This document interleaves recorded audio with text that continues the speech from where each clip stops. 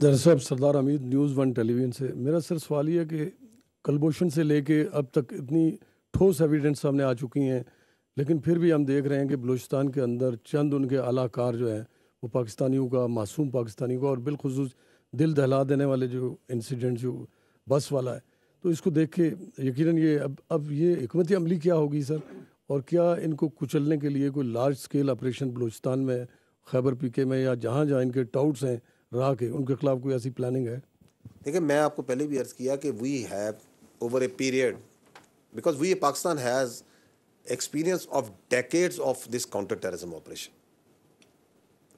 and over a period we have evolved this operational technique where we do intelligence based operations, because ये दहशतगर्द जो से हैं ये अवाम के अंदर पब्लिक में रहते हैं। हमारी जो पहली रियासत की जिम्मेदारी है वो अपने अवाम की स्टेबिलिटी, प्रॉस्पेरिटी, उनकी रोज़गार, उनकी अमन है। सो these intelligence based operations are a very effective method, a very effective way of dealing with this terrorist। आपके सामने मैंने फिगर्स रखे, हमने लास्ट ईयर और इस साल जिस तरह हम चुन चुन के उसी आबादियों में से उन्हीं जगहों में ऑपरेट कर रहे हैं, उन्हीं गारों में, उन्हीं मैदानों में, उन्हीं शहरों में, वेरेवर दे, हमने चुन चुन के हंट कर रहे हैं और मार रहे हैं। And if you see the numbers, they are comparable even higher than of the time जब वो लार्ज स्केल ऑपरेशंस किए गए थे। तो this is a very effective method which we will continue. पहली बात तो ये क्लियर होनी चाहिए, क्योंकि इसमें गलतफहमी बार बार बनाई जाती है कि पैसे कोई रियासत पाकिस्तान कोई ऑपरेशन करने लगी, लार्ज स्केल ऑपरेशन। हम कर रहे हैं मेरे भाई ऑपरेशन, हम 150 से ज़्यादा ऑपरेशन डेली करते हैं, और इतने गैर महसूस तरीके से करते हैं कि आप और मैं, सारी दुनिया अपनी रोज़मर्रा की ज़िंदगी चला रही है, ताकि अवाम जो सी, क्योंकि अवाम की खुशहाली जो सी है, अवाम का जो कारोबार ज़िंदगी है, अवाम की जो तालीम है, अवाम की जो सेहत की एक्सेस है, वो चीज़ें चलनी है।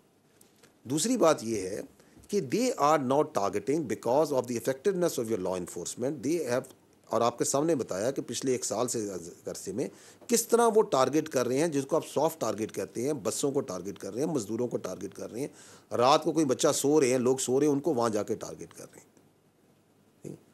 It is also an indication of the effectiveness of the operation of your law enforcement agencies, क्योंकि उनके सामने वो आते हैं तो they get very sound beating, और वो मारे जाते हैं।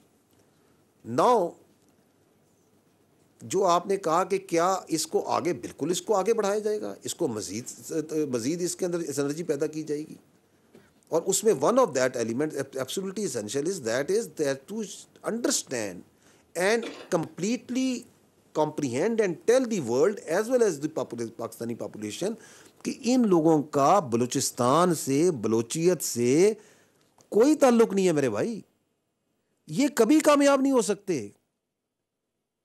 बलूचिस्तान आपका 44-45% है पाकिस्तान का, 1.5 करोड़ की आबादी है, इतनी आबादी है ना, उसमें 40% बलोच हैं, उसमें ब्रावी भी हैं, उधर पख्तूनों की बहुत बड़ी आबादी है, मेरा ख्याल 30% ज़्यादा वहाँ पख्तून है, हज़ारा है, सिंधी हैं, उसमें तमाम बाकी सेटलर्स हैं, तमाम हैं, और जितने बलोच बलूचिस्तान में हैं उससे ज़्यादा बलोच तो पाकिस्तान के बाकी इलाकों में है।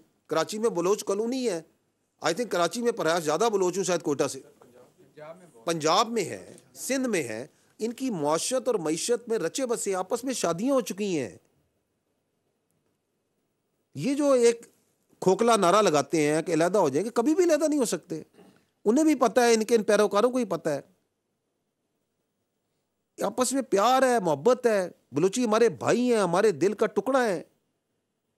आपकी फौज देख लें, शायद ही बलूचिस्तान का कोई किली हो, कोई शहर हो, कोई जगह हो जहां पे बलूचिस्तान के किसी सिपाही ने, बलूचिस्तान के सिपाही ने, बलूचिस्तान के लड़के ने अपने इस मुल्क के लिए जान ना दी हो, उसकी वहां कब्र ना हो। लेफ्टिनेंट जहांगीर मरी से पता नहीं कब से सिलसिले, उन शहीद से सिलसिले शुरू हुए हुए हैं। इस मुल्क की सियासत में है आपके बलूचिस्तान, वही जो सियासी निज़ाम जो बलूचिस्तान में, वही पंजाब में, वही सिंध में, वही खैबर पख्तूनख्वा में। आज तक कोई वज़ीर आला जो सा है, सारे वज़ीर आला तो कोई भी गैर बलोच या गैर बरावी तो वज़ीर आला नहीं बना आज तक वहाँ पे। कौन सा एहसास महरूमी का खोखला नारा जो लगाते हैं।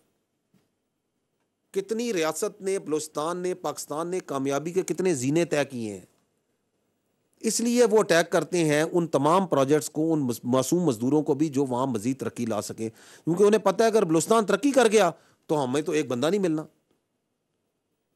ये बलूचिस्तान, ये तो फितना और हिंदुस्तान है, ये बलूचिस्तान की तरक्की के मुखालिफ है, ये बलूचिस्तान के नौजवानों के मुस्तकबिल के मुखालिफ है, ये उनके दुश्मन है और आपका बलूचिस्तान जानता है इसको।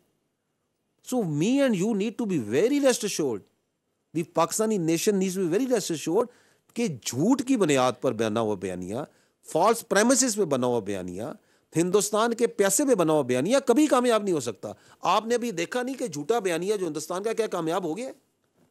कितनी बड़ी ताकत अपने आप को समझता है वो, कितना पैसा है, कितना बड़ा मीडिया उसका। चल सका उसका झूठ? नहीं चल सका। झूठ नहीं चलता, कभी भी नहीं चलेगा। और हम हक पर हैं तो हक की हमेशा फतह होती है। रास्ता दुश्वार हो सकता है, तवील हो सकता है, लेकिन हमारे ईमान में, हमारे यकीन में कोई शक नहीं है। What's the problem? There is no problem. We are going to win, the state will prevail, the Pakistan will prevail इंशाल्लाह, एब्सोल्युटली नो डाउट। सब्सक्राइब करें और बेल दबाएं ताकि कोई खबर रह न जाए।